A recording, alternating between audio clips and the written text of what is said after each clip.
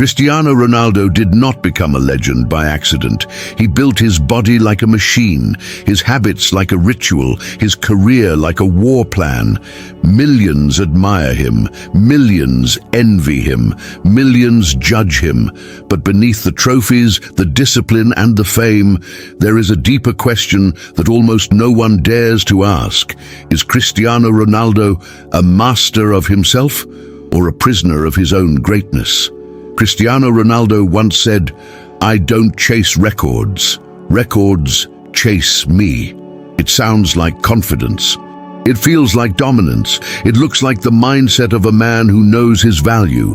But Stoicism asks a far more uncomfortable question. Not how impressive you are, not how many trophies you hold, but how free you are when no one is applauding. According to Epictetus, freedom is not achieved by satisfying desire, but by eliminating it. That is the tension at the heart of this story. Ronaldo's discipline is undeniable. His resilience is legendary. But Stoicism does not judge a man by how hard he works. It judges him by what he is working for. This is not a video about football. This is a psychological trial. Today, Cristiano Ronaldo sits in the Stoic courtroom. The defense will argue that his discipline represents Stoic virtue in its purest form. The prosecution will argue that his ego enslaves him to validation, praise, and comparison.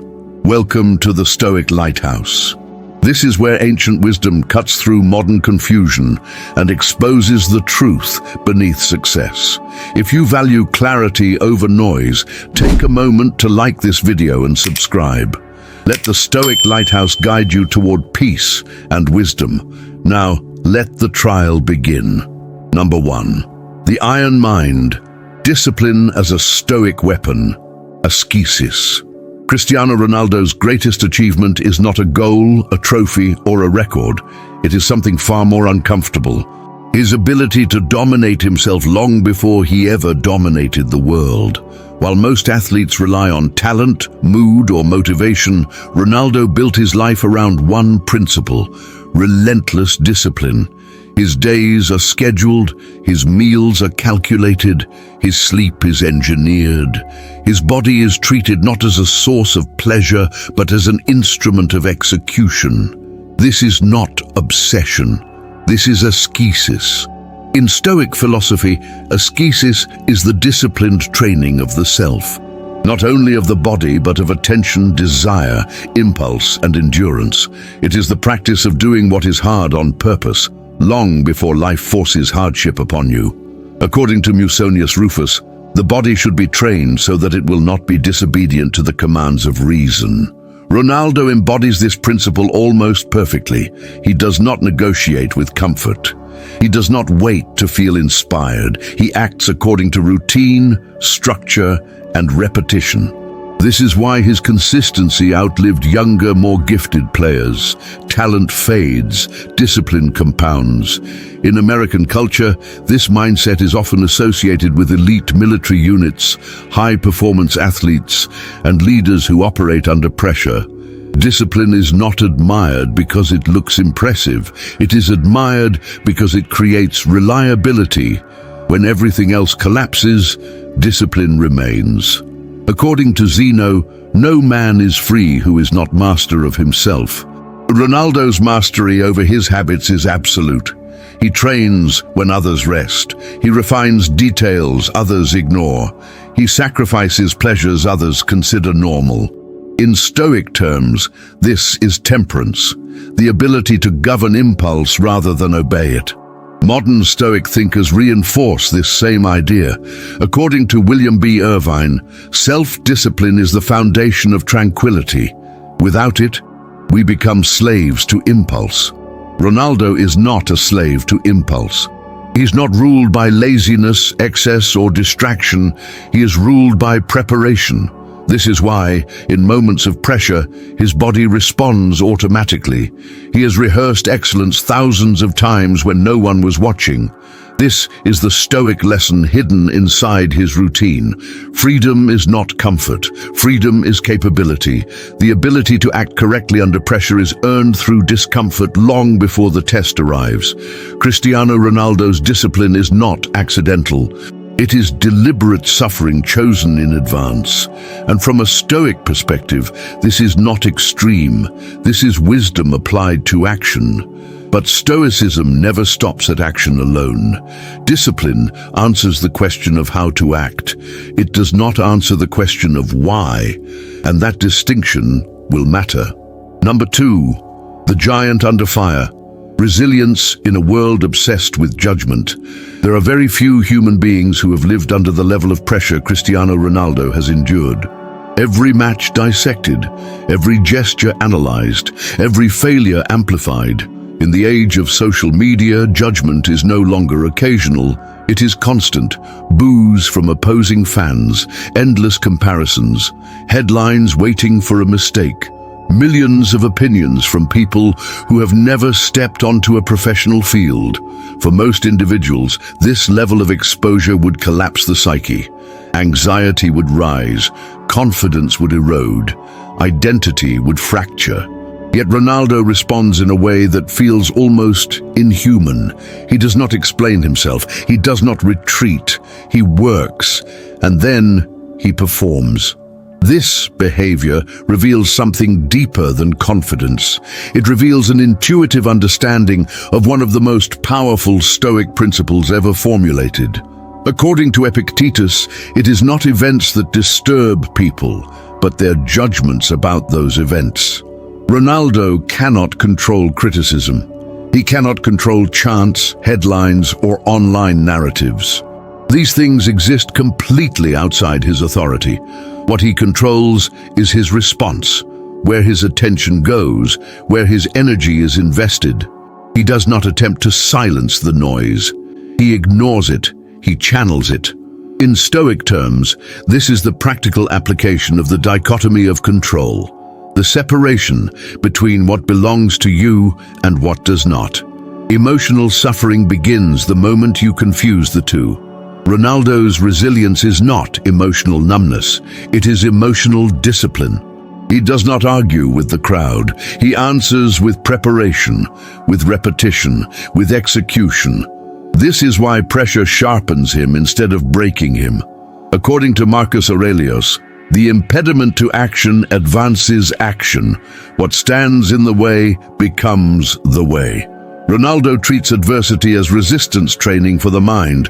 Every insult becomes fuel. Every doubt becomes additional weight. He does not ask to be understood. He demands excellence from himself. In American culture, this mindset is often described through the language of combat and competition. Pressure is not something to escape. It is something to adapt to. Those who cannot adapt seek comfort. Those who adapt rise. Modern Stoic writers emphasize this ability to remain inwardly stable in an unstable world. According to Ryan Holiday, the Stoic does not respond to chaos with panic. He responds with focus. Ronaldo's focus is ruthless. While public debate consumes itself, he isolates his effort.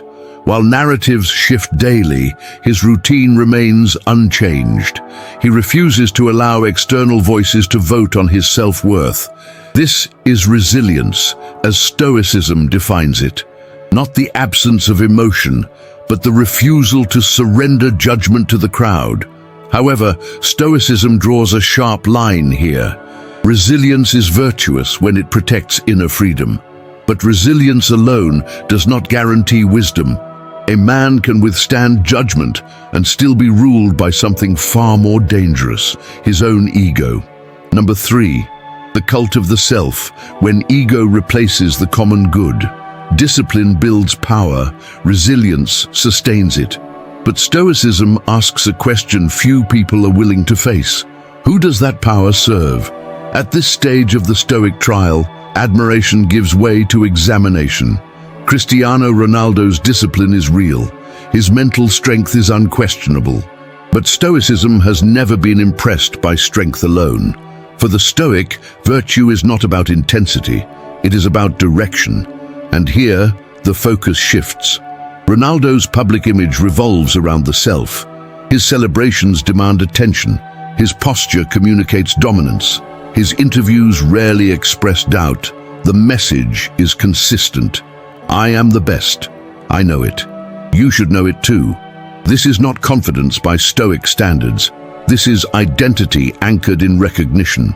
Stoicism treats ego not as a flaw, but as a distortion. Ego narrows reality until everything bends toward personal importance. It replaces perspective with performance. Marcus Aurelius understood this danger better than anyone. He possessed absolute power, yet trained his mind daily to dissolve the illusion of significance. Marcus Aurelius wrote, "Do not act as if you were going to live 10,000 years. Death hangs over you. While you live, while it is in your power, be good." For a Stoic, humility is not self-denial. It is accuracy. It is the refusal to exaggerate one's role in the vast order of things. Stoicism also teaches sympathia, the idea that every human being is part of a larger whole, a single organism, a shared system. In this view, virtue is inseparable from contribution. Heracles captured this clearly. We are made for cooperation, like feet, like hands, like the rows of the upper and lower teeth. When life becomes a stage for individual glory, cooperation weakens. When the self becomes the center, the whole fades into the background. Cristiano Ronaldo's career is often narrated as a solitary ascent, records pursued, comparisons fueled, rivalries magnified. Teams become vehicles rather than communities. This does not erase his achievements, but it reframes their meaning. Modern leadership thinkers echo this ancient concern. Simon Sinek describes the difference between leaders driven by ego and those driven by purpose. One seeks admiration, the other builds something that outlasts him. Stoicism stands firmly on the side of the second. Chrysippus expressed this without ambiguity. The good of the individual is bound to the good of the whole. From a Stoic lens, power that serves only the self becomes isolation. Discipline aimed inward alone eventually collapses into pressure. The stronger the ego grows, the smaller the inner world becomes. This is the paradox. A man can conquer stadiums and still be confined. A man can dominate others and still fail to master perspective. Stoicism does not condemn greatness. It questions greatness that forgets responsibility. And in that question, the image of Cristiano Ronaldo becomes more complex, less heroic, more human, and far more instructive. Number 4, hungry for applause, when success depends on external validation. At the center of Cristiano Ronaldo's motivation, there is a hunger that never sleeps, a hunger that trophies temporarily satisfy, but never silence. Recognition, applause, the title of the greatest. This is where Stoicism draws its sharpest line. Ronaldo does not hide his desire for awards. He counts them, he pursues them, he reacts emotionally to winning them and visibly to losing them. The Ballon d'Or is not just an honor, it is a mirror, a confirmation of identity. Cristiano Ronaldo himself once said, "I would love to win more Ballon d'Ors. I deserve it. I work for it." The word deserve reveals everything. Stoicism never promised rewards. It never guaranteed recognition. It never claimed that effort would be fairly compensated by the world. Instead, it offered something far more radical: independence from outcomes. Epictetus warned his students about this exact trap. If you seek approval from outside yourself, you place your freedom in the hands of others. A Stoic does not reject excellence. He rejects dependency. The moment your peace relies on votes, applause, or headlines, you are no longer sovereign. You are managed. From a Stoic perspective, external rewards belong to chance. Politics, popularity, fashion, timing. None of these are stable. To build your sense of worth on them is to build a house on moving ground. William B. Irvine explains this with brutal clarity. When we internalize our goals, success becomes immune to failure. The Stoic goal is not to win the award. It is to become the kind of person worthy of excellence regardless of the award. Ronaldo's goals remain external. He does not merely want to play like the best. He wants to be declared the best. And that difference is where anxiety is born. Marcus Aurelius constantly reminded himself that fame is borrowed and temporary. He ruled the most powerful empire on earth and still wrote, "All that is praised is fleeting. The praises themselves soon pass away." Ronaldo's joy rises and falls with recognition. When the applause is loud, confidence swells. When it fades, frustration surfaces. This emotional dependence is not weakness of character. It is a natural consequence of outsourcing value. Stoicism teaches that freedom begins the moment you stop asking the crowd for permission to feel complete. A man who trains for mastery controls his effort. A man who trains for applause surrenders his peace. Cristiano Ronaldo's discipline is real. His work ethic is unmatched. But when success is measured by external validation, even the strongest man becomes fragile. Not because he lacks strength, but because he tied his happiness to something he does not command. Number 5. The Stoic verdict. A warrior with a broken compass. The evidence is now on the table. Cristiano Ronaldo stands before the Stoic court not as a villain, but as a contradiction. A man of unmatched discipline, a symbol of resilience, a living example of human potential pushed to its limits. And yet Stoicism does not ask whether a man is impressive. It asks whether a man is aligned. The defense showed a warrior forged by effort. A man who chose discomfort over ease, repetition over excuses, preparation over luck. In Stoic terms, this is admirable. Few human beings ever achieve such mastery over their actions. Seneca captured this truth with brutal simplicity. Luck is what happens when preparation meets opportunity. No one prepares like Cristiano Ronaldo. But the prosecution revealed something equally undeniable. A mind tethered to comparison, a spirit dependent on recognition, a sense of worth tied to trophies, applause, and public verdicts. Stoicism draws a hard boundary here. Virtue is the only good. Everything else is preferred, but indifferent. Marcus Aurelius reminded himself of this relentlessly. You have power over your mind, not outside events.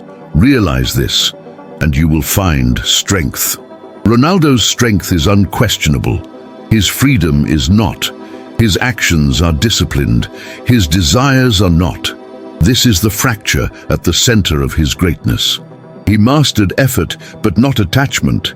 He trained his body to obey reason, but allowed his happiness to depend on outcomes beyond his control.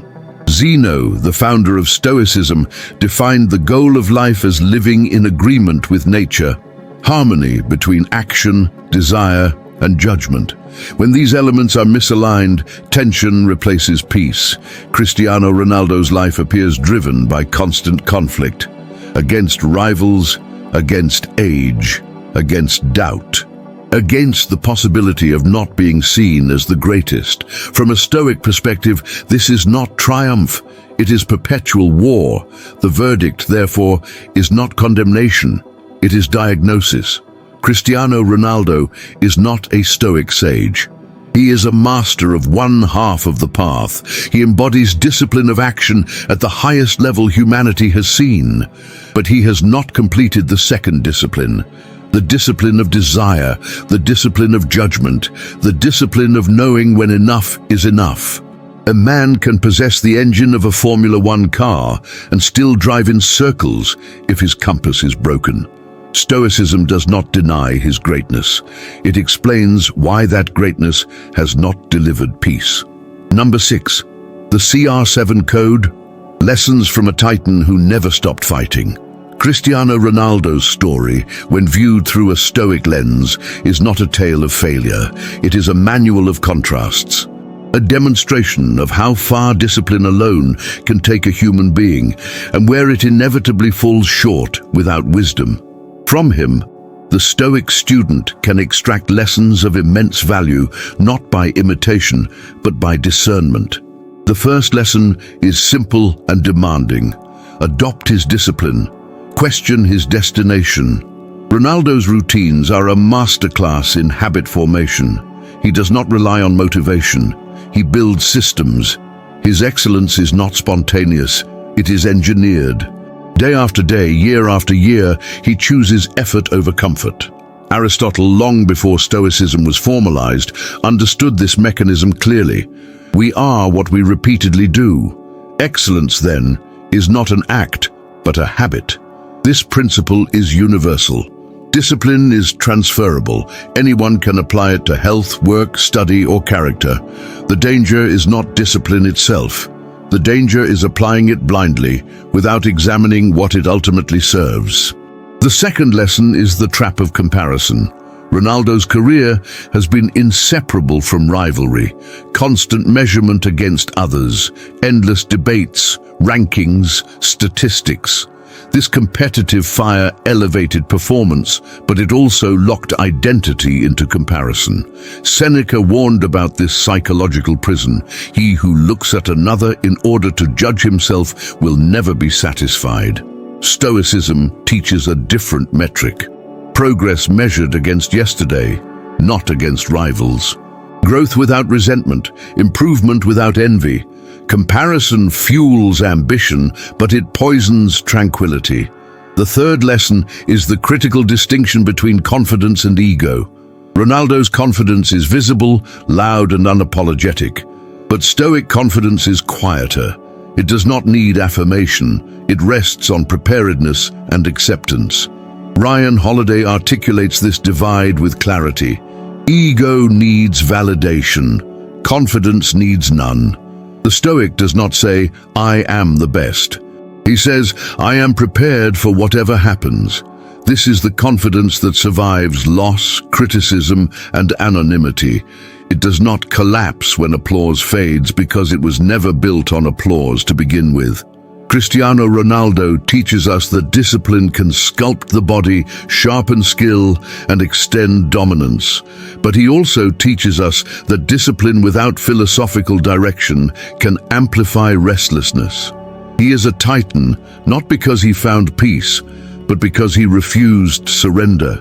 That refusal built an empire of achievement, but it also prolonged inner conflict. For the Stoic, the lesson is not to abandon ambition, it is to civilize it. Power without wisdom exhausts itself. Effort without perspective hardens into obsession. Cristiano Ronaldo shows us how high discipline can take us. Stoicism shows us how to carry ourselves once we arrive. Cristiano Ronaldo's story leaves behind more than goals, trophies, and records. It leaves a mirror.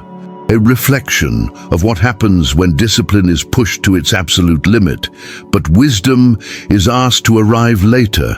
He proved something undeniable. The human body can be engineered. The human will can be hardened.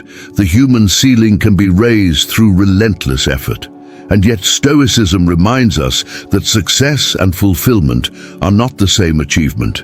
Ronaldo mastered performance, but performance is not peace. The Stoics believed that life is not won by dominance over others, but by coherence within oneself. When action, desire, and judgment point in different directions, no amount of achievement can quiet the tension. Cristiano Ronaldo embodies this paradox. A man capable of extraordinary sacrifice, yet still driven by the need to be seen as the greatest. A warrior who conquered rivals, but never declared the war finished. This is not failure. It is the modern condition. We live in a culture that rewards effort, but never teaches sufficiency. That celebrates ambition, but ignores inner balance. That applauds discipline, while quietly feeding ego. That is the real verdict. Cristiano Ronaldo conquered stadiums, records, and history. But the question Stoicism forces upon us is deeper. If the applause stopped tomorrow, what would remain? This is where philosophy stops being theory and becomes practical. not as a rejection of ambition, but as a correction of direction. Stoicism does not ask you to aim lower. It asks you to aim inward. Now the judgment turns to you. Where does your discipline point? What does your ambition serve? And who are you when no one is watching? Share your perspective in the comments. This conversation is where reflection becomes clarity. If this video challenged the way you see success, take a moment to like it.